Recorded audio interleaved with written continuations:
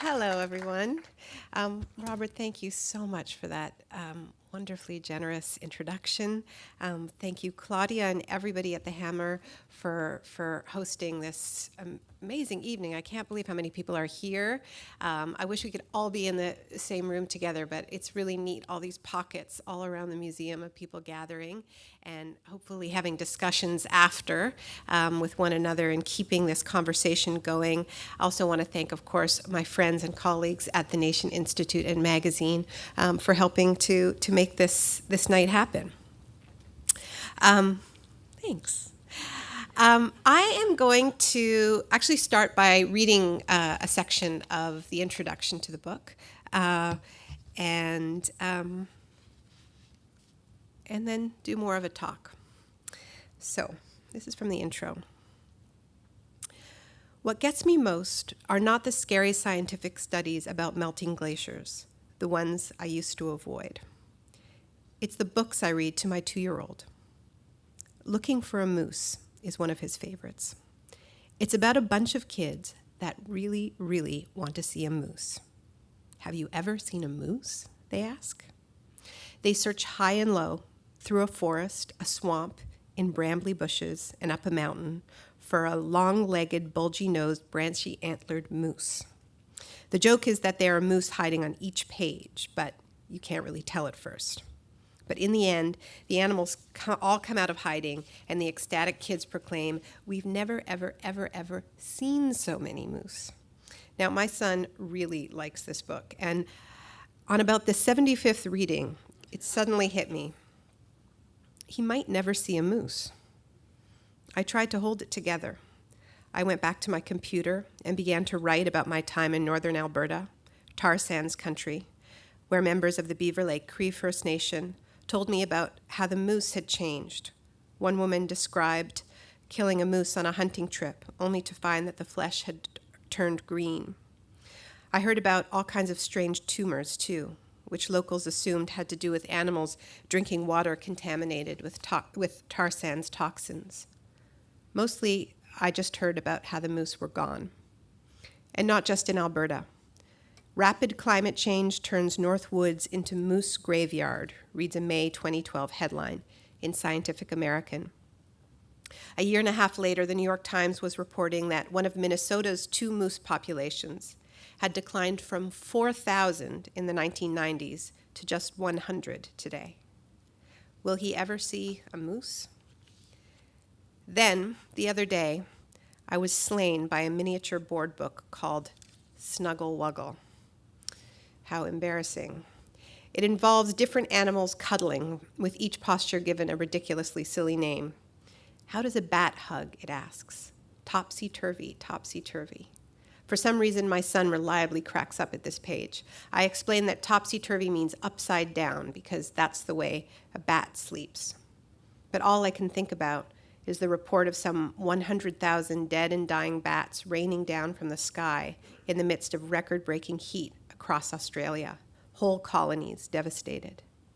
Will he ever see a bat? I knew I was in trouble when the other day I found myself bargaining with starfish. Red and purple ones are ubiquitous on the rocky coast of British Columbia, where my parents live, and where my son was born, and where I've spent about half my adult life. They're always the biggest kid pleasers, because you can gently pick one up and give it a really good look. This is the best day of my life, my 7-year-old niece Miriam, visiting from Chicago, proclaimed after a long afternoon spent in the tide pools. But in the fall of 2013, stories began to appear about a strange wasting disease that was causing starfish along the Pacific coast to die by the tens of thousands. Termed the sea star wasting syndrome, multiple species were disintegrating alive, their vibrant bodies melting into distorted globs, with legs falling off and bodies caving in.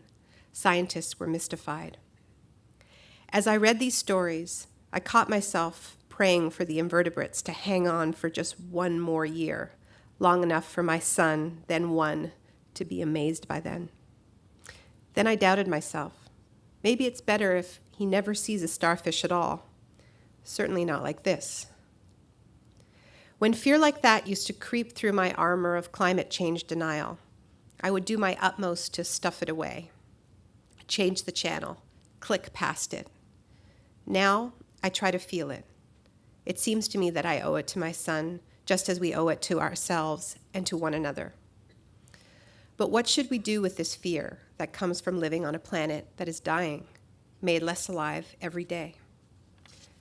First, accept that it won't go away, that it is a fully rational response to an unbearable reality. Next, use it. Fear is a survival response. Fear makes us run. It makes us leap. It makes us act superhuman. But we need somewhere to run to.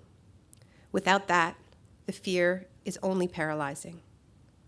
So the real trick, the only hope, really, is to allow the terror of an unlivable future to be balanced and soothed by the prospect of building something much better than many of us had previously dared hope. Yes, there will be things we will lose, luxuries some of us will have to give up, whole industries that will disappear. And it's too late to stop climate change from coming. It's already here, and increasingly brutal disasters are headed our way, no matter what we do. But it's not too late to avert the worst, and there is still time to change ourselves so that we are far less brutal to one another when those disasters strike. And that, it seems to me, is worth a great deal. Because the thing about a crisis this big, this all-encompassing, is that it changes everything. It changes what we can do, what we can hope for, what we can demand from ourselves and from our leaders. It means there's a whole lot of stuff we have been told is inevitable that simply cannot stand. And it means that a whole lot of stuff we have been told is impossible has to start happening right away. Can we pull it off? All I know is that nothing is inevitable. Nothing except that climate change changes everything.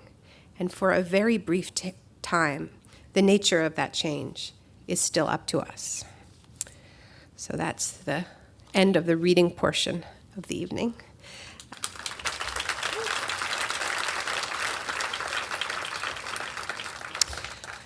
So this book went through a whole bunch of different titles.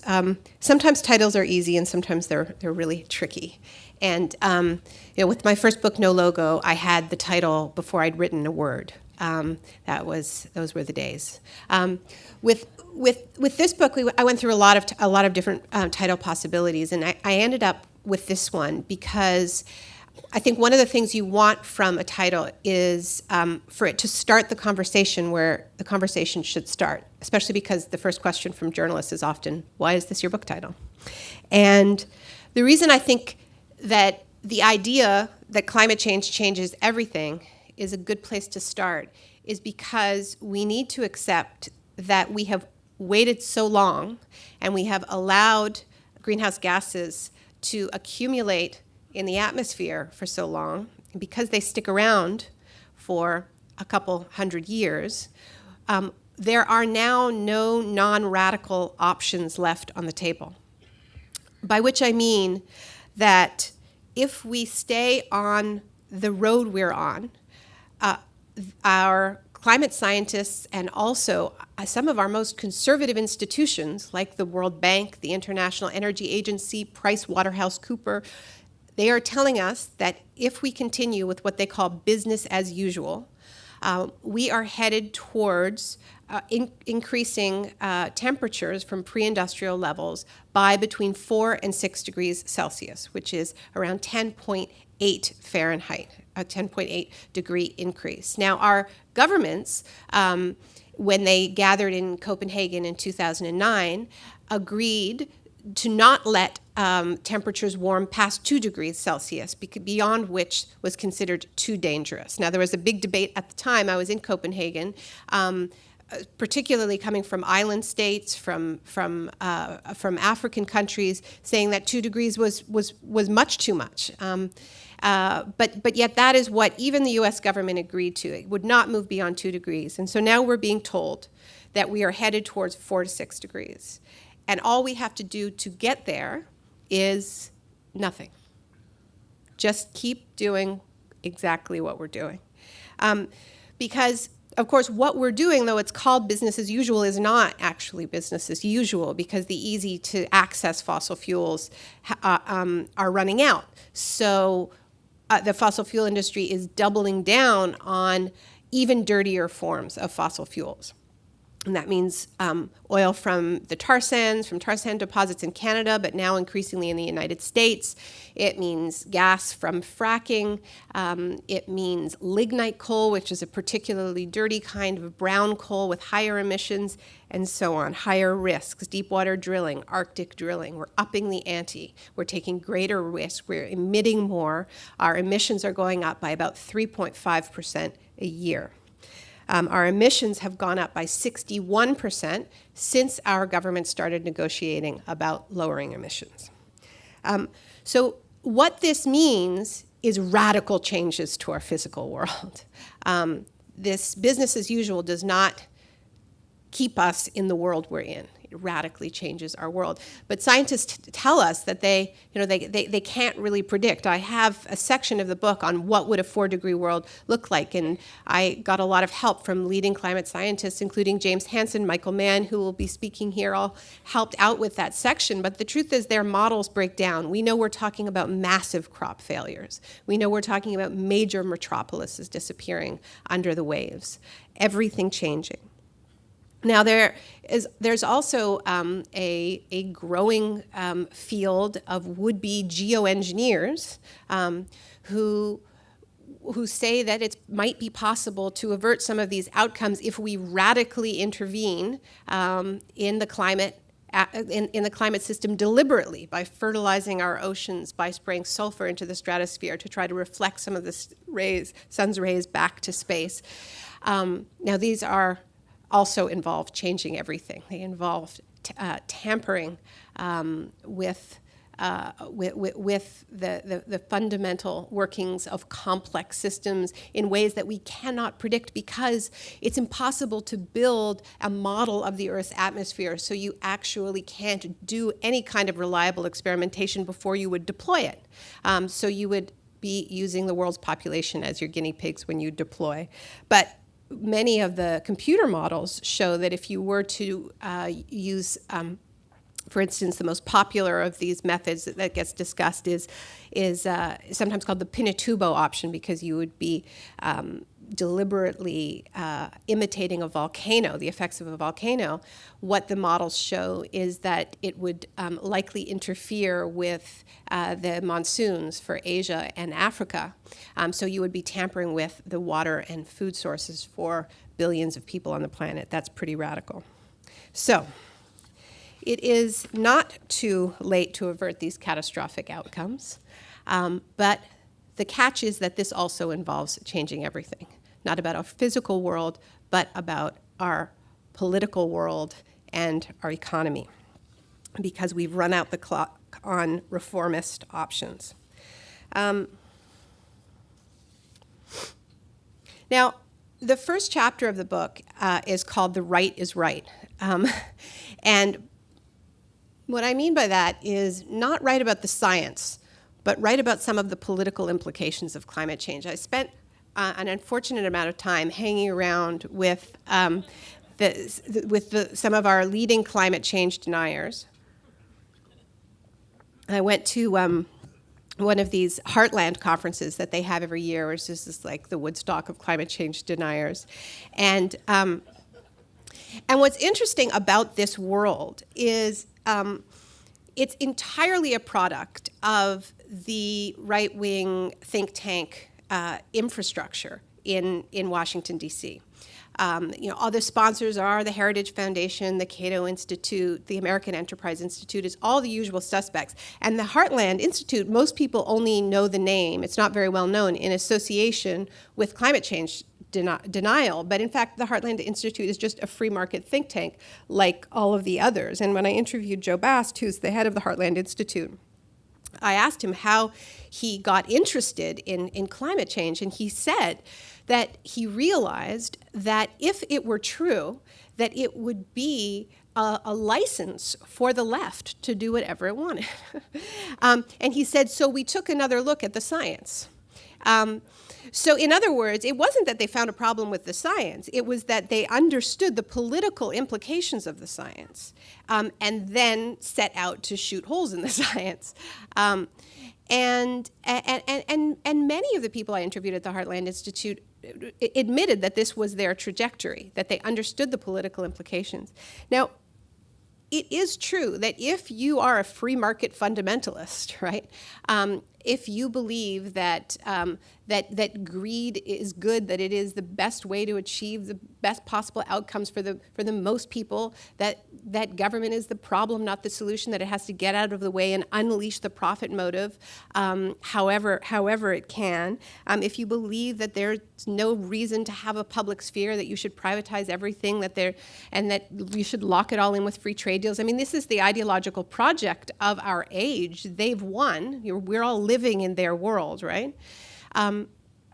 If you believe that, then you must deny climate change, because if it is true, your whole ideological scaffolding falls apart. Because obviously greed is not good if the unleashing of greed and this whole economic project is causing our planet's life support systems to destabilize. And just more concretely, if we think about the pillars of this project that we have all been living through, really, since Reagan and Thatcher, and many of you were born afterwards, but take it all for granted. But the pillars are privatization, deregulation, cuts to corporate and individual taxes paid for through cuts to social spending, and all locked in through free trade. So, what I do in the book is look at how a serious response to climate change makes each one of these projects essentially impossible. If you actually were going to respond to climate change in line with what scientists are telling us we need to do, the level of emission cuts.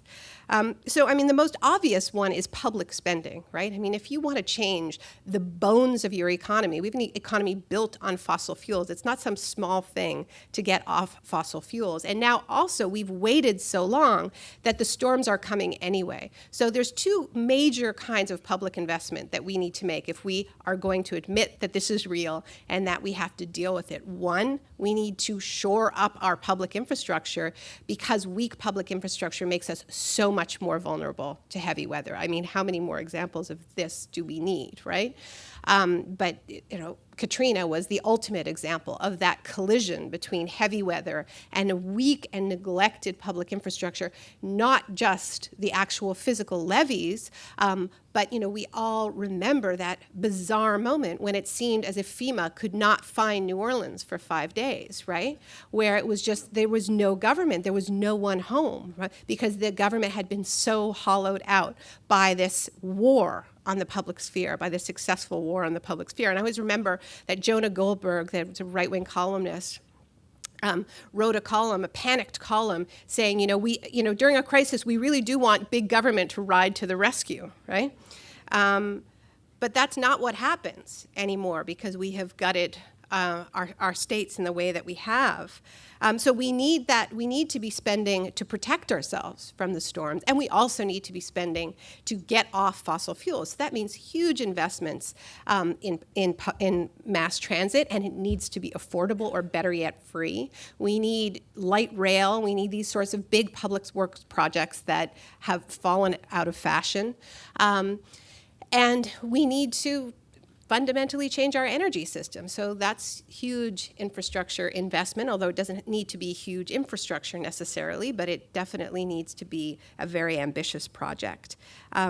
So how do you reconcile this with living in an age when we're told all the time that government doesn't have money, and it's so clear how this collides, right?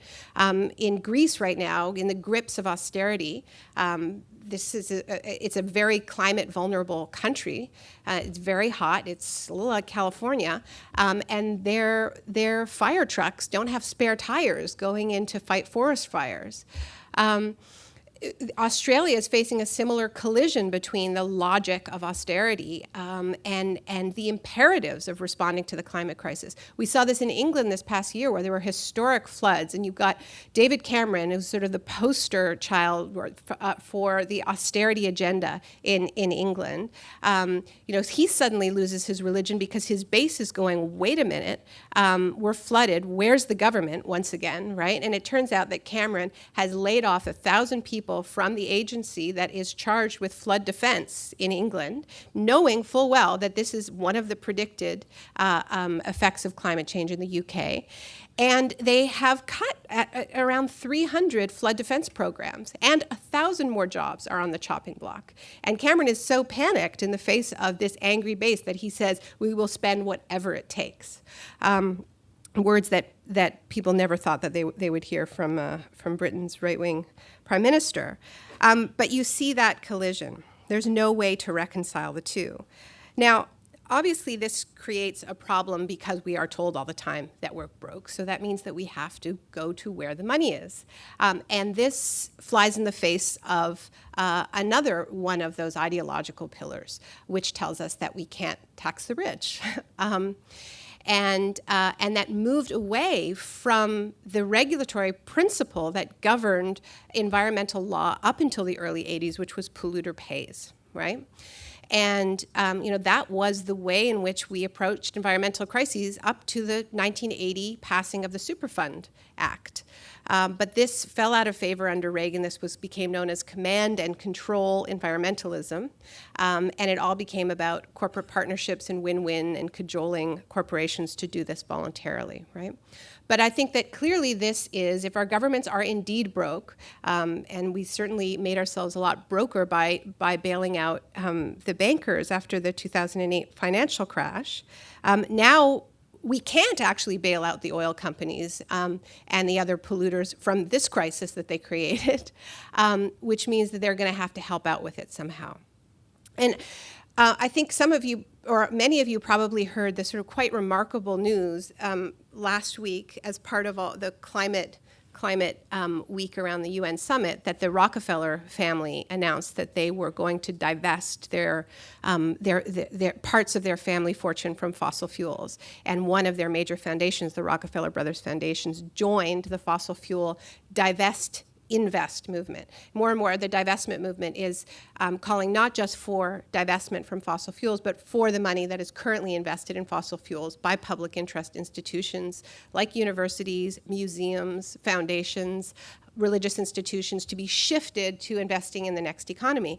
And I saw this really interesting interview with Valerie Rockefeller where she was asked, well, isn't this kind of ironic? Your family fortune comes from fossil fuels. And she said, no, it's not ironic. We have a particular moral responsibility precisely because our family fortune comes from fossil fuels, and fossil fuels have created the climate crisis to fund this transition, which is exactly right. But the descendant of Standard Oil, of the Rockefeller, of the company founded by John D. Rockefeller, is ExxonMobil, the most profitable company in the world that made $45 billion in profit in a single year. So, however, if we accept the reality of this crisis and the huge price tag associated with preparing for the storms and also getting off fossil fuels, we clearly have to resuscitate the polluter pays principles, and we can't afford to allow those billions to hemorrhage into the pockets of shareholders anymore. They have to be harnessed to fix this crisis, as happened with tobacco companies. And this is where I think where the significance of the divestment movement comes into play, that it's not that it's going to bankrupt Shell and Exxon, but it is part of a delegitimization process of saying those profits that are being earned on a business model that is knowingly destabilizing our life support systems. And we know this, right? I mean, many of you are familiar with Bill McKibben's Do the Math, and this is all based on the carbon tracker research out of the UK that shows us very clearly that the fossil fuel companies have in their proven reserves 5 times more carbon than can be then can be burned and still leave us a 50-50 chance of staying below 2 degrees Celsius warming. So that is their business model, and they have a business model that requires that they always have as much in reserve as they have in production.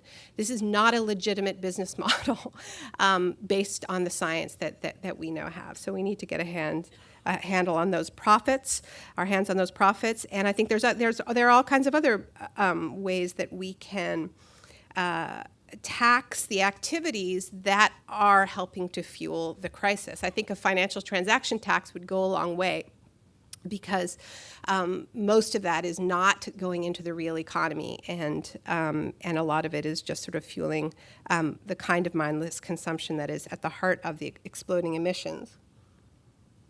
And then there's military budgets, of course. The U.S.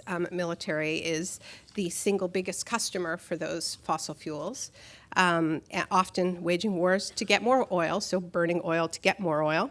So there are possibilities, but they are outside the bounds of what is considered acceptable discourse in this country. And that's why I said at the beginning that a whole lot of things we've been told are impossible are going to have to start happening. Another pillar of this ideological project is privatization. As I mentioned, the idea that it's always better to hand over your public infrastructure to private interests. And of course, in the period that we've been dealing with climate change, since it landed on our laps in the late 1980s, when we lost all plausible deniability, and James Hansen testified on Capitol Hill and said he could now say with a high degree of certainty that there was a connection between emissions and warming. Since then, our governments have been steadily selling off our electricity grids, our transit systems, and precisely the infrastructure that we need for this transition to happen quickly. So I'm sure that most of you have heard a lot about what's been going on in Germany and their energy transition, which has some good parts of it and some bad parts of it. But one thing that is undeniable, that Germany is transitioning very, very quickly towards renewable energy, faster than any country in the world right now. They now have 25% of their electricity coming from renewable energy, and a lot of it is wind and solar. And a great deal of it is from decentralized, community-controlled wind and solar, which is particularly interesting. There are 900 co-ops, energy co-ops that have emerged, and a lot of small-scale utilities. What we don't hear in almost any of the stories about Germany's transition is that this very rapid transition is only happening because in hundreds of cities and towns, citizens have voted to take back their energy grids from the private companies that privatized them in the 1990s. And they're doing this because the private companies are not willing to be part of the transition, or they're not doing it fast enough because they don't see the profits there. So they want to stay with the old model. And so they have a mechanism in Germany that allows them, when the contracts expire, to vote and take back their energy. And that's what they've been doing. In Berlin, they had a referendum recently, and 83% of voters voted to take back their energy grid. Hamburg, also, majority voted to take back the grid. So we're talking about really big cities. This is a big piece of the picture, and it's starting to happen in the U.S. too. Boulder, Colorado.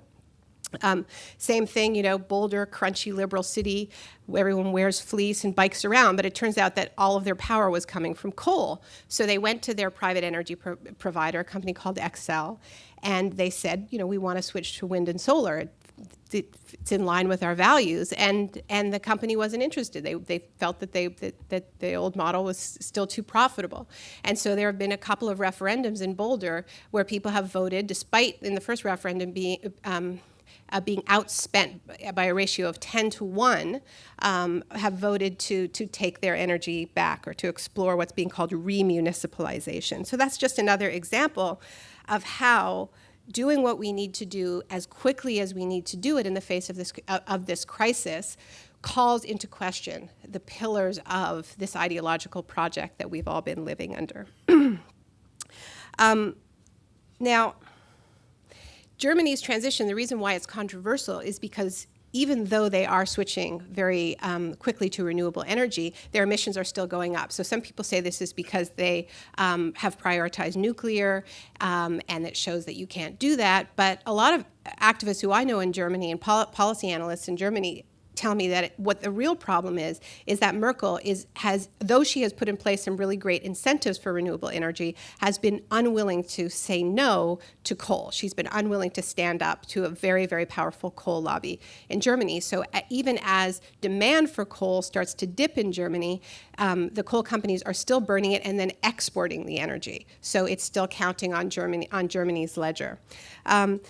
Now, this is obviously very familiar. All of our politicians have trouble saying no to powerful corporations, particularly fossil fuel companies. I mean, look at what a tough time President Obama is having just saying no to the Keystone XL pipeline.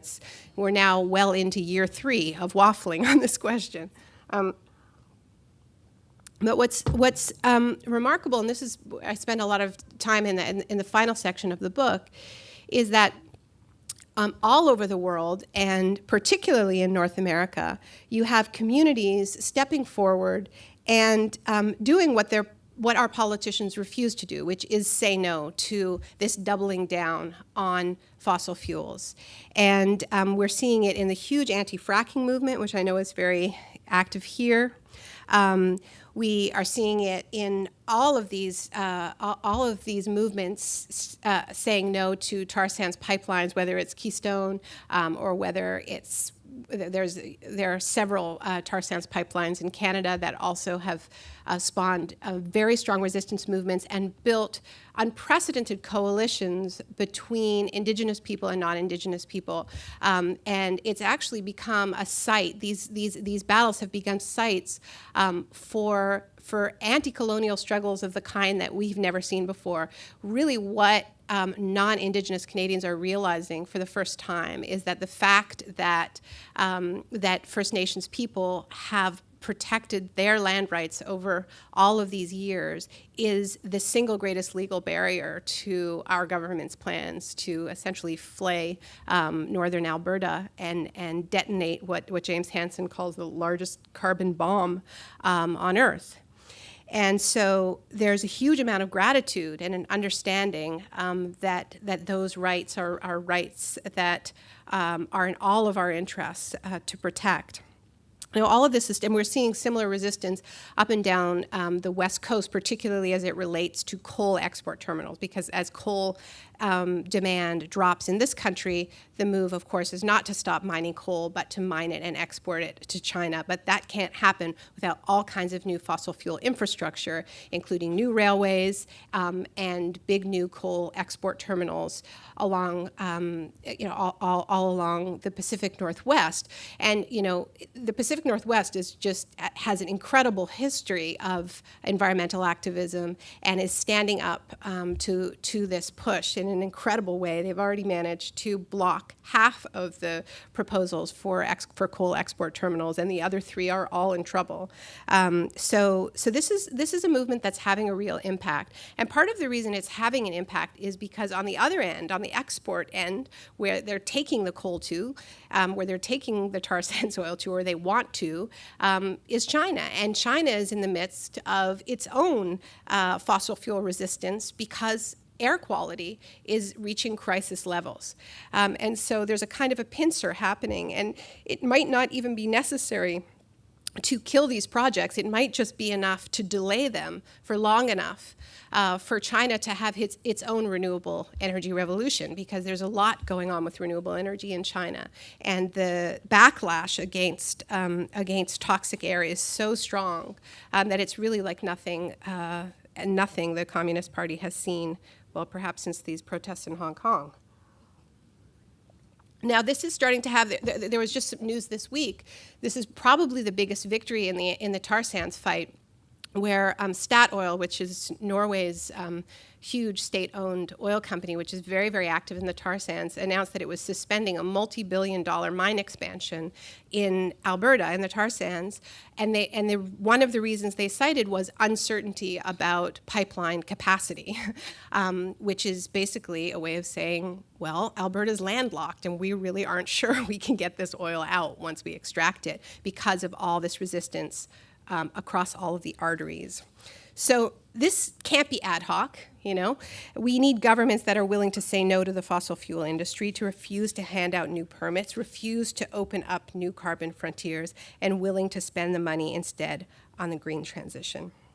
Now, I know many of you are thinking that this will never happen because of money in politics, because we don't have democracy, we have dollarocracy, my friend Bob McChesney calls it, or oligarchy or oiligarchy, whatever your term of choice.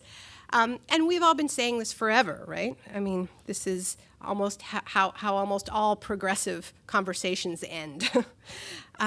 Indeed, anyone trying to get anything vaguely progressive done in this country, whether they're fighting against private prisons or for good public education or for gun control, knows that the single greatest barrier is the corrupting influence of money in politics. Not just campaign contributions, but lobbying and the revolving door and so-called dark money.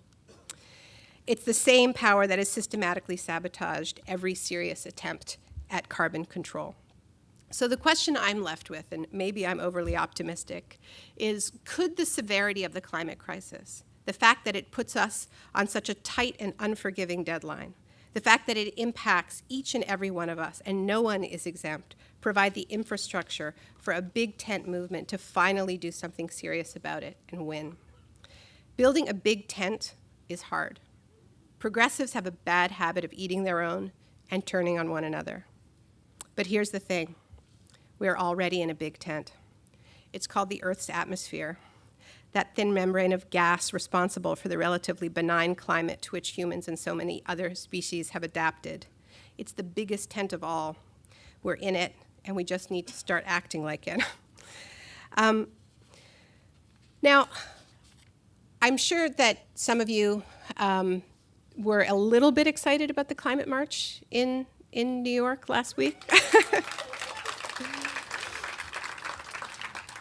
And I was lucky enough to be able to be a part of it, and in fact we raced to get the book out in time for it. If there are any typos, forgive me. And I think we caught them all.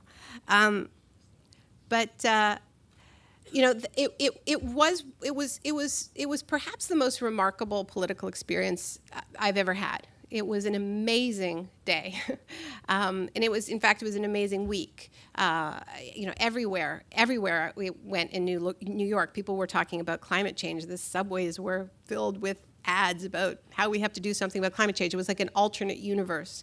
You know, there on any given night in the week leading up to the march, there would be like 4 events as big as the one we're having tonight, all about climate change in different venues in the city. I think a lot of what we've focused on is that it was the biggest climate march that has occurred, and it's true. I mean, it was between 300,000 and 400,000. The biggest one before that was in Copenhagen in 2009, and that was around 100,000. But what was remarkable about it to me was not the size. It was that it looked and felt like this country, and it was. You know, when I was in Copenhagen in 2009, I really wasn't all that inspired by that march of 100,000 people, because it was basically a march of NGOs playing beach ball with the earth. Not that there's anything particularly wrong with that, but you know, when you talk to people about why it is so hard to get traction on climate change, if you talk to environmentalists, what they'll tell you is that the problem is that even among the people who say that they care, tell pollsters that they don't really care that much. Like, this is not the issue that they will vote over. It is often ranked last on the list of all the other issues, and there is this tremendous urgency gap between the fossil fuel companies who really, really want to dig up all that carbon and continue to be the richest industry on Earth. That's a very powerful motivating factor. And the way in which we've conceived this movement, which has largely been a movement of overwhelmingly white professional environmentalists. And that's a real mismatch. And so what felt really different to me about New York is that all of these pockets of resistance that have emerged, which are the flip side of the fossil fuel frenzy taking place, gathered in one place, as well as people who are on the front lines of already of our toxic economy. So it's the people who are fighting fracking in New York State, who've won a moratorium and are trying to protect that and are worried about their water. This isn't an abstract issue for them. They're passionate about it. You know, people are mortgaging their homes to pay for this movement. It's barely funded by foundations. It is sort of an old-fashioned grassroots movement. And then you had the environmental justice movement that have been fighting toxic industries in their backyard for decades. Communities like you had a huge contingent from the South Bronx that had made these amazing murals of asthma inhalers,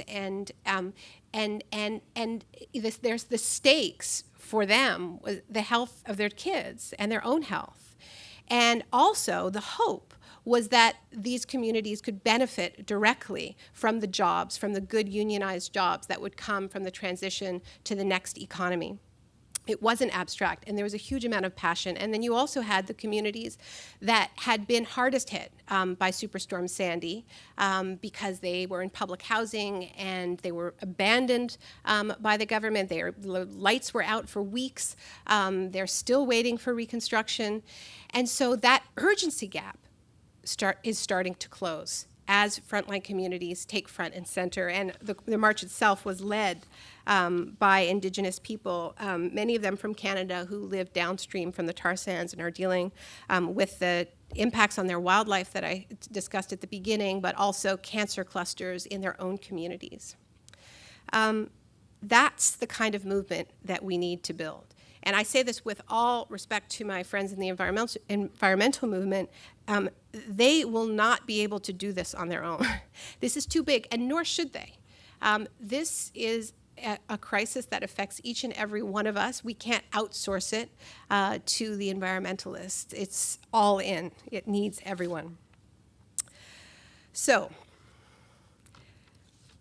serious climate action gives us the infrastructure for a broad-based progressive agenda, and it puts us on that firm science-based deadline. It tells us we can't afford to lose. Instead of trumping or distracting from our most pressing political and economic causes, climate change has the power to supercharge them with existential urgency. It can, my last book, The Shock Doctrine, was about how crises have been systematically used by our elites over the past 40 years to consolidate wealth and do an end run around democracy. And rather than the ultimate expression of the shock doctrine, a frenzy of new resource grabs and repression, climate change, I believe, can be a people's shock, a blow from below. It can disperse power into the hands of the many rather than consolidating it into the hands of the few, and radically expand the commons rather than auctioning it off in pieces. Because underneath all of this is the real truth that we've been avoiding. Climate change isn't an issue to add to the list of things to worry about next to health care and taxes. It's a civilizational wake-up call, a powerful message spoken in the language of fires, floods, droughts, and extinction, telling us that we need an entirely new economic model and a new way of sharing this planet, telling us that we need to evolve. Thank you. Please fill out the cards if you do have questions, and if someone could then bring them up to the stage so I can look through them as we're trying to answer as many as possible. So a couple of questions that were given to me at dinner, and also as I was hearing you talk. Given the need for the people shock, as you call it, What have you seen in the research or in the book tour that's the most, is there one thing that stands out as the most encouraging, something we can look at and cheer about, or several things that stand out that can inspire us? I know you mentioned that some events you're having activists come up on the stage with you, so. I think the thing that I'm most excited about right now is the potential of this investment piece of the divestment movement, because the fossil fuel divestment movement is spreading incredibly quickly. And within 6 months of the launch of the fossil free campaign, I should say I'm on the board of 350.org. Here I am bashing environmentalists, but except them. But 350 was involved in launching this national divestment campaign. There were a few campuses that had active divestment campaigns focused mostly on coal. And within just a few months, there were chapters on more than 300 campuses. Seattle announced that it was divesting. Now Stanford has announced that it's divesting from coal, so we're starting to get some really big wins. I think the Rockefeller announcement is huge because it's going to make it a lot harder for institutions like the UC system to continue to, and UC's already starting to budge a little bit, right? I mean, originally it was no, and now it's we're going to take another look. And so I think, when the Rockefellers are divesting, come on. And same with Harvard. I think it's only a matter of time. And the students are still pushing really, really hard. So the really exciting piece of that to me is, as I said, not the impact that would have alone on the fossil fuel companies, because of course somebody else is going to buy up those stocks.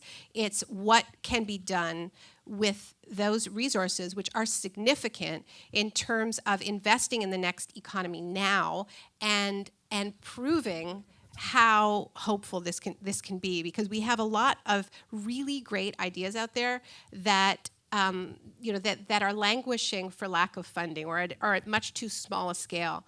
One of the things that I hear most from frontline communities who are saying no to the refinery expansions, to the new tar sands mines, is there's only so far we can go just saying no. We have to offer our people something else. And that means other kinds of jobs, right? So for instance, the city of Richmond has waged this heroic battle against the Chevron refinery, one of the dirtiest refineries. It's had all kinds of accidents. It's the largest employer in Richmond, so the fate of the community is deeply intertwined with that refinery. But even so, activists in Richmond with a great deal of support in the community successfully blocked an expansion of that refinery, which would probably have been handling bitumen from the tar sands, so would have even increased air pollution significantly, and there's already a crisis levels of asthma.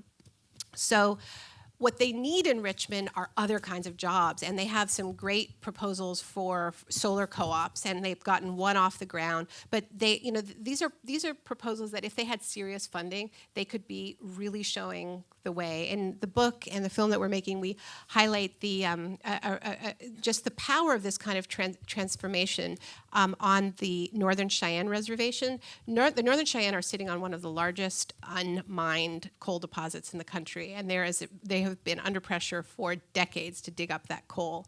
And it's a very controversial issue on the reservation. And after resisting for a very long time, there was a band council that was quite pro-coal that was elected.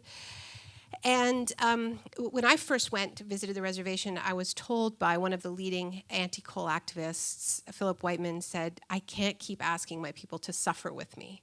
We have to offer them something else." And one of the stories that I follow in the book, and that particularly we're showing in this documentary film we're making, is what happened when they were able to bring a guy named Henry Red Cloud from the Pine Ridge Reservation, who is a solar power entrepreneur, and he teaches young Native people to become solar entrepreneurs on reservations. He has this vision that that, as he puts it, Indian country can get off fossil fuels before the rest of the United States. And what's been amazing to watch is that as these jobs, and they're not just jobs, I mean, they're small businesses, and it's a whole other model. As this comes to the reservation, the fight against coal gets stronger and stronger, and it's just so clear. So that's the piece that I'm most excited about, is how the divestment movement could get resources to frontline communities so that they can both resist and build the alternatives that they need to resist. One question here. I have twin 3-year-old boys. This is not me. What can I teach them about their relationship with climate change? Twin 3-year-old. As speaking as a new mother, too. I mean, I think that one of the most important things that we can instill in our kids and in our friends and in one another and in ourselves is just the importance of community, because in many ways having strong community is the most important way that we can prepare for this rocky future. In terms of teaching them about the science, I don't know. I'm ambivalent about how much you want to tell a really young kid, and how much you want their experience of nature, their early experiences of nature, to be tinged with loss. I've tried to protect my son from that for as long as I can, so that he just has as pure a love of nature as he can, because I think that's what's most important, is just developing that connection and that deep love that I think is in all of us, and as many experiences as possible, and then that's what will motivate us to protect. I mean, this is what's so striking to me about all of these amazing resistance movements that I've been talking about, and I've had the privilege of witnessing and documenting, is just they are not driven by hatred of coal or tar sands or whatever it is. They are movements that are driven by love of place and culture, and in many cases it's about really knowing who you are and knowing that your ancestors sacrificed for a piece of land, and in so many cases, these movements are leading to this process of people falling in love more deeply with their place in the world, and so I think it really is I have a chapter in the book called Love and Water, because I think that these are the driving forces of these movements, is love of place and protection of water, not anti-coal, anti-tar sands, anti-fracking.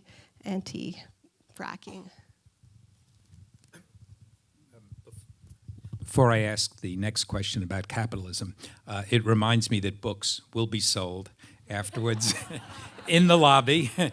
Naomi will be signing, and for those of you who don't have the book, I can't encourage you strongly enough to get it and get an opportunity to meet Naomi. Or get it from your library. Yes, or borrow it.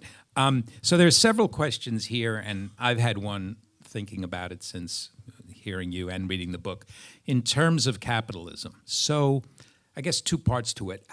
Generally, people don't talk about capitalism. They don't talk about it in the press. They don't talk about it as a system. Kids think capitalism is democracy. So what has the response been to you and the conversation that you're bringing up around capitalism in events like this around the country and also in the press, one part of it. And then the second part of it, we know the line, capitalism will sell you a rope to hang itself if they can make $1 from it. So how do you see the system working that will force it to adapt, or will it?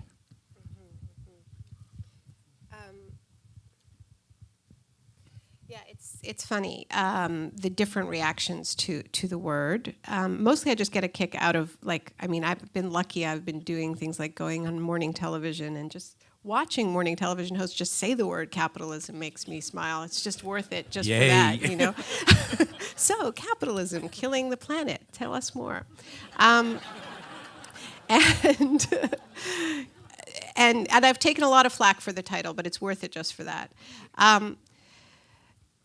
No, I think there is a lot of sort of liberal fear, and liberal, I'm using the word sort of centrist liberal around, like, oh, you don't say that word, or someone said to me the other day, we can't, it's not real capitalism what we have, so we shouldn't let them have it. So I'm using capitalism as a substitute for the kind of economy we actually have. So I'm not getting into a semantic discussion. Like, there was a piece that came out in the Harvard Business Review blog a couple days ago, and it was like, well, this isn't real capitalism. It was like, okay, but it's real world capitalism, and real capitalism as described doesn't exist anywhere on earth, okay?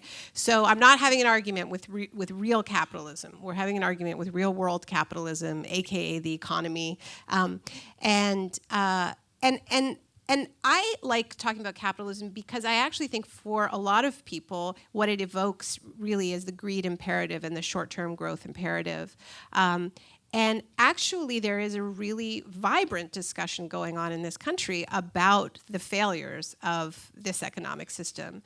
And so, I think because the environmental movement tends to be very centrist, I am getting this, like, oh, geez, climate's bad enough, did you have to make it about capitalism too? But the thing that I think they're missing is that people actually are quite unhappy with capitalism right now. And if we can draw the connections between the logic that's foreclosing on people's homes and the logic that is foreclosing on our collective home, then we have something really common to talk about. So I actually think it makes it more populist by making it about capitalism rather than making it more vanguardist. And I think there tends to be a real underestimation in our intelligentsia about just how pissed off people are with what deregulated capitalism has left them with, right? Which is why, something like, why Occupy resonated, why the Piketty book resonated. I mean, the inequality stats are staggering. So it's a good time to say, in addition to all of that stuff, it's also destabilizing, our life support system. So that's extra bad, right? And and I do think that is kind of a unifying message. The other reason why I think it's important to link it to an economic justice agenda, whatever you want to call it, is that is what's going to bring passion to this movement. There can't. Last night I was speaking in San Francisco, in Berkeley, and the event was sponsored by a wonderful Bay Area climate justice group called Movement Generation, and one of the speakers from their group said, transition is inevitable, justice is not. And that's really important to understand, that the kind of justice-based responses that would bring jobs to the South Bronx is not inevitable. There can be an unjust response to climate change.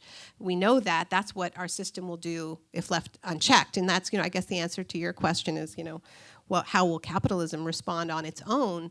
Well, that's what the shock doctrine was about. I mean, we know what disaster capitalism looks like. And I think one of the confusing things going on around this discussion is, yes, there is a booming market in green energy. Okay, so we're not saying that you can't find ways to make money off of this transition, or that you shouldn't, right? I think that that private companies absolutely have a big role to play in this transition, but they will not get us off fossil fuels. I mean, leaving it to the market, just putting in a sort of gentle market mechanisms, or sometimes people talk about tax and relax, like we just need to put a price on carbon, then we don't need to do anything else. That will not bring our emissions down to zero by mid-century, which is what scientists are telling us we need to do. It will help, but it will not do it fast enough. Because what our system is doing is, yes, we have a boom in green energy. Yes, we have a massive boom in fossil fuels, extra dirty ones. And yes, we will also find a way to profit from the wreckage. All of the above, right? And it's as bad a policy as all of the above energy policy, right? If we believe this is, as John Kerry says, this is akin to weapons of mass destruction, if this is, as Ban Ki-moon says, the greatest crisis facing the human family, why would you respond by creating a market in pollution? You would respond forcefully. You would have wartime levels of response.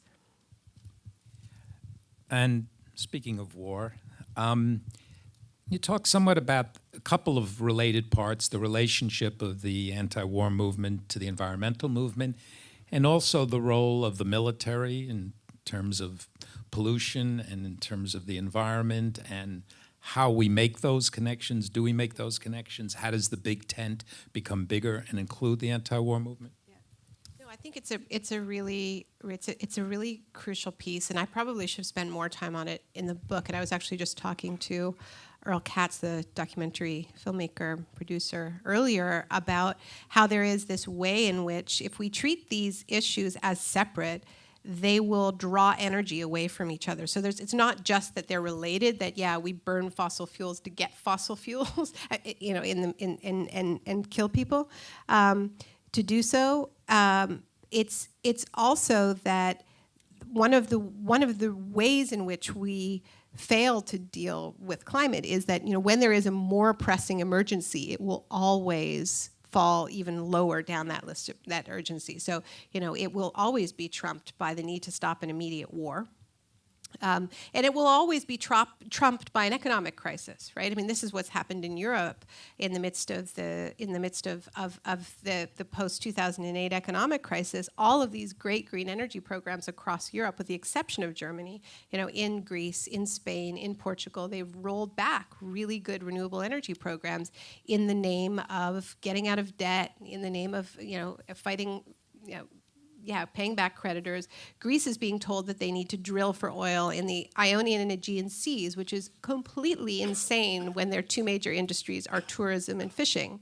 But this is what happens. If you've got a severe economic crisis, the planet gets thrown under the bus. So this is why, just very practically, we need a holistic vision that connects war and economic crisis and the environment. It is a single system, and we have to start acting like it, or we'll lose all of it.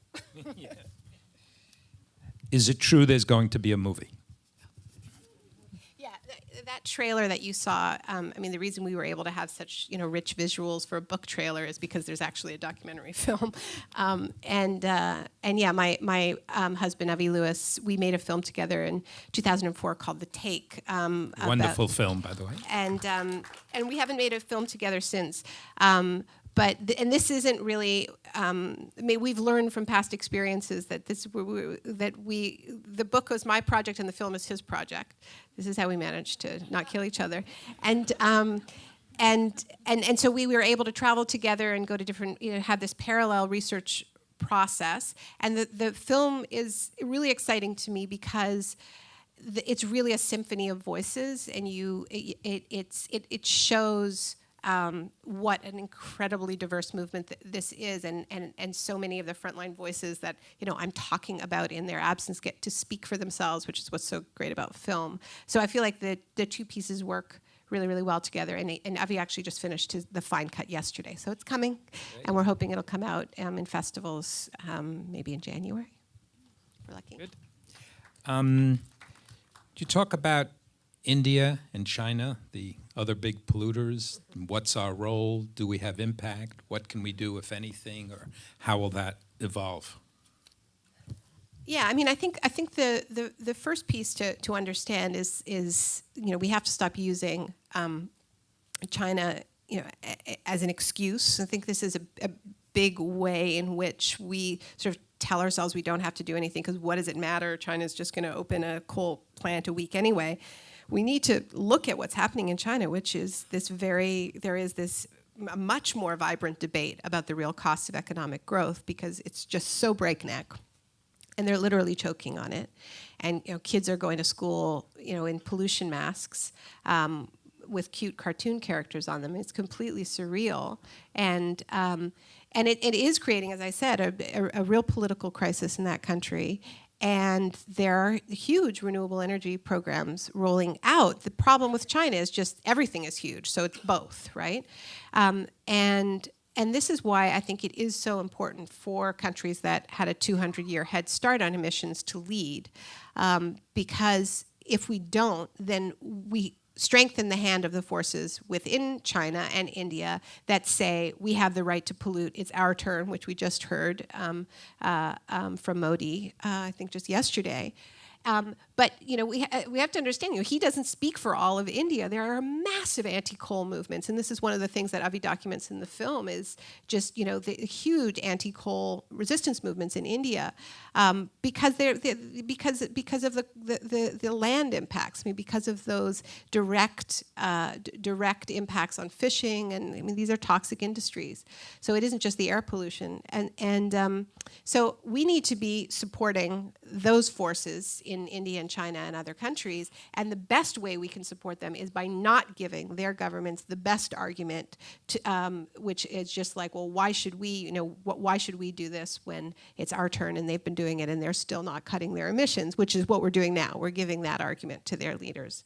I actually, I start the book talking about how what ultimately got me to stop averting my eyes from climate change, because I think we're all in our own versions of climate change denial, even if it's fun to laugh at the Heartland Institute. We all deny climate change in our own way just to get through the day.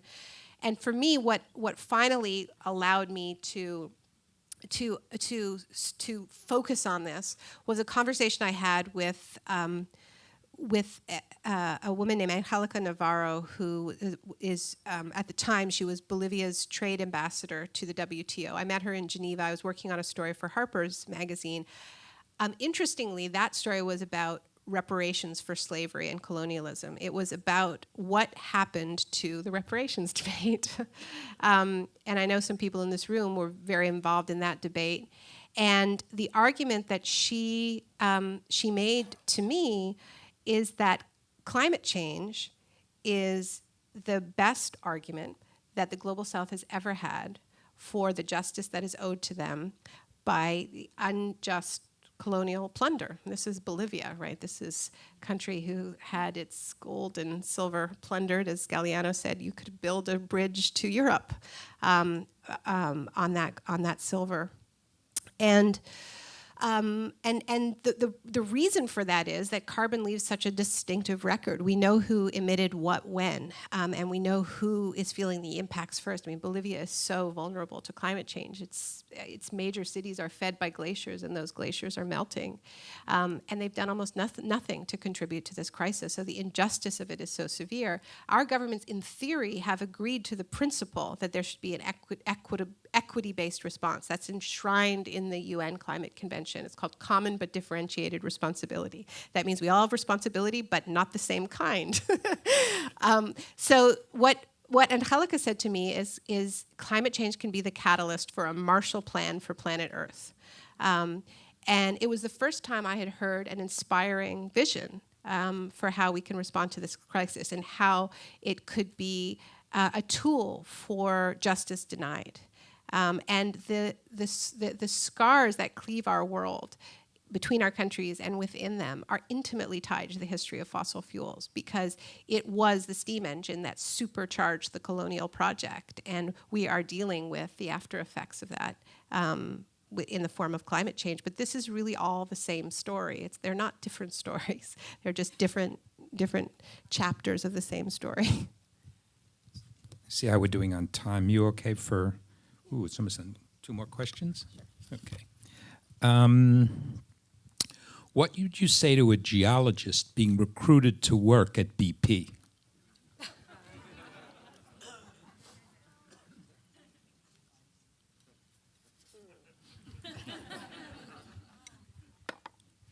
Don't.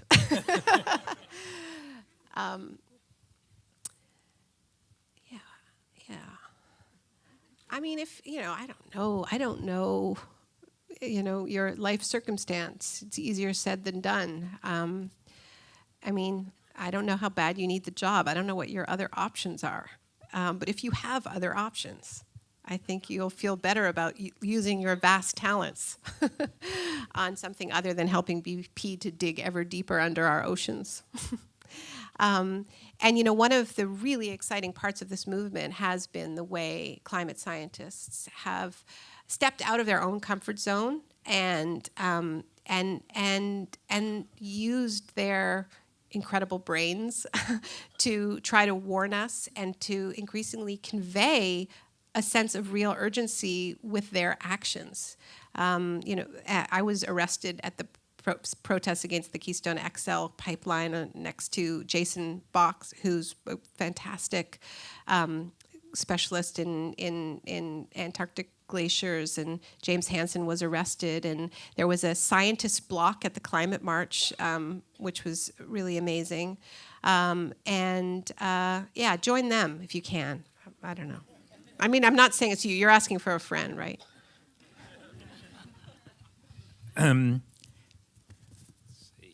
you agree or disagree with James Hansen's advice about nuclear power being an essential component to averting climate catastrophe? Now, I love James Hansen, and I hate to disagree with James Hansen. We all owe him such a tremendous debt of gratitude. He is the real, the godfather of this movement in so many ways. But yeah, I disagree with him on nuclear. And, I understand why people looking at the current power configurations as they are believe that we need these centralized solutions that are less threatening to our elites. I mean, I think the reason why nuclear is seen as a more practical option is not because we can't get to 100% renewable energy. We can. I mean, there's amazing research out of Stanford by Mark Jacobson that says we can get to 100% renewable energy with the existing technologies by 2030. Okay, the problem is that renewable energy is quite challenging to existing power structures because it's inherently decentralized. The thing about both fossil fuels and nuclear, any extractive industry, is that it is intimately tied to our unequal economic system because you have resources that are buried beneath the earth that take a lot of money to get out, a lot of money to refine, a lot of money to transport, and then in the case of nuclear, a lot of money to deal with the waste. Okay, so that is a system that's going to lend itself to monopoly power, to a few small players, to a corporatist structure between corporations and government. So for people who are defending that very profitable status quo, it's a lot easier to switch from fossil fuels to nuclear than it is to switch to renewable energy, which is a system that is trading in free stuff, free wind, free sun, free waves. That's everywhere. So, it's not that money can't be made, but you're not going to make the kind of stupid money that you make from fossil fuels off renewable energy. And that's why it's so threatening. If you have a feed-in tariff and people are able to put solar panels on their roofs and feed into the grid, those people are energy producers. They're not just energy consumers. Each and every one of them is a competitor for a traditional utility. So obviously they're going to fight that model. Now, I understand why somebody who is spent their life working for NASA, as opposed to me, who've spent my life working in social movements, believes that we're screwed enough that we have to go for these centralized solutions that are less threatening to the status quo. I'm throwing my lot in with social movements. And I understand why. I even understand why a lot of scientists believe that geoengineering is the only way. If we look at where we're at right now, and we believe we can't change the political configurations, then it makes sense why you would be looking at nuclear and geoengineering. But precisely because these are so high risk, that's all the more reason why it's up to the rest of us to build the kind of broad-based social movements that can change those structures of power. So I guess what I'm saying is I understand, but from my perspective, the problem is not just fossil fuels. The problem is an extractive mindset that creates sacrifice zones. I think that at the heart of this is not just about fossil fuels. This is about the logic that made us believe we could build our economies on a toxic system that has always been based on sacrificial places and sacrificial people. Coal was never clean.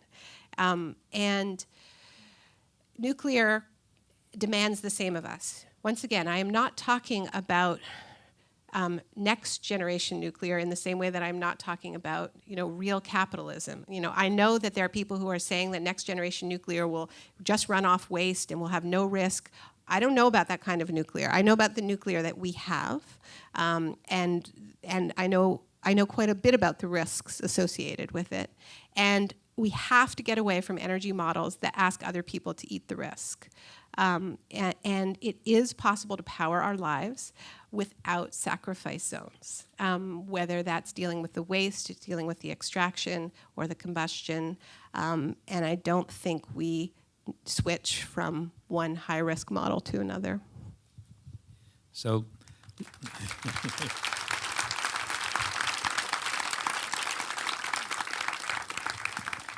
so the last question before Naomi will be in the lobby signing books. You talked about it at the end here, and it's something we talk about a lot at Brave New Films. So social movement versus elite strategy, social movement versus electoral politics. We're at a moment now where everyone's email is filled with the world will come to an end if the Democrats lose the Senate. And so explain to us, clearly you're advocating for social movement. Explain how that works, why it can have impact, what we can do. Yeah, I mean, I think this is one area where we do need all of the above. I think we need all these strategies simultaneously. It's not just going to be social movements. It's going to be social movements working with really smart technocrats on great policy and reclaiming and reimagining what we can ask of our political system. We certainly can't opt out of that. We need to fix it is what we need to do. We need to engage with it. And, I talked a little bit about money and politics. I do think that issue is, it's a good place to start building these types of coalitions that get us all in the same room together. And there's already a huge amount of work being done in that area. But I think the point is that the social movements create that pressure to win the really good strategies. I mean, right now people are talking about we've been trying to build coalitions around climate change, but they've been elite coalitions, right? Where it's like we need to get the military on board, we need to get the polluters on board, and that's how the environmental movement tried to get cap and trade passed, was getting the polluters in the same room to write the law, literally, right? And then at the last minute, they decided, actually, we don't want a law at all, and they pulled out and spent all of their lobbying money fighting against the law. But I think what's important about an inside-outside strategy, which I really believe in, we can't just have an outside strategy, is that there need to be systems of accountability between the outside and the inside.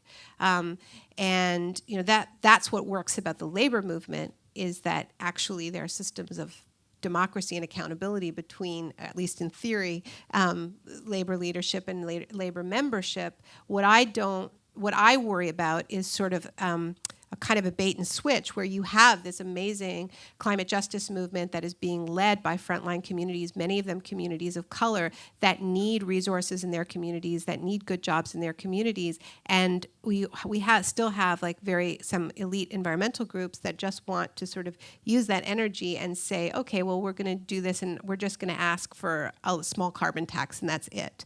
And we're also going to give all the money back for that carbon tax, so we don't have any of the money to spend in communities on the infrastructure that they need, that are going to deliver the justice-based responses that are the reason people are marching in the streets.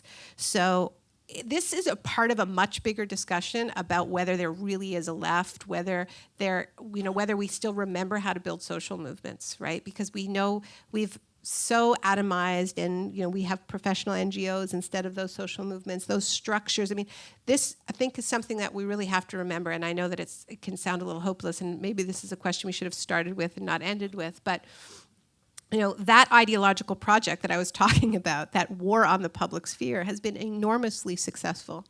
So we are rebuilding in the rubble of neoliberalism, of the attacks on not just the public sphere, but on the very idea of the public, on the very idea of collective action. And we're facing the ultimate collective crisis. So in so many ways, what we need to do is rebuild the very idea of collective action. And, and that's why, it's nice that nobody asked the question of like, okay, so what's the one thing I can do, or what's the one thing I can buy? But because so often we're so trained to think only as consumers, and we forget that we can act collectively in movements. So this is a reconstruction project. We have to think of this moment as a reconstruction project. I think the good news and the part that we need that we have to remember is that this is what social movements do. They change the culture. They don't just reflect the culture back and say this is all we can be. They dream in public and say we can be more and we can change. We're complex. Yes, we're greedy, we're selfish, but we're also compassionate and generous and we have different parts of ourselves that can be lit up in different moments. And it's the role of social movements and collective action to light up those different parts of ourselves that have been lit up in different stages in history. The pendulum swung really far in one direction, and it was part of a really deliberate process. Margaret Thatcher said, the tool is economics, but the goal is to change hearts and minds. And we need to change it back. And that's why, the fossil fuel companies are digging deep, and we really need to dig deep too. We need to understand that this is a battle, ultimately, not about policies, but about values, and what values we want to govern our societies.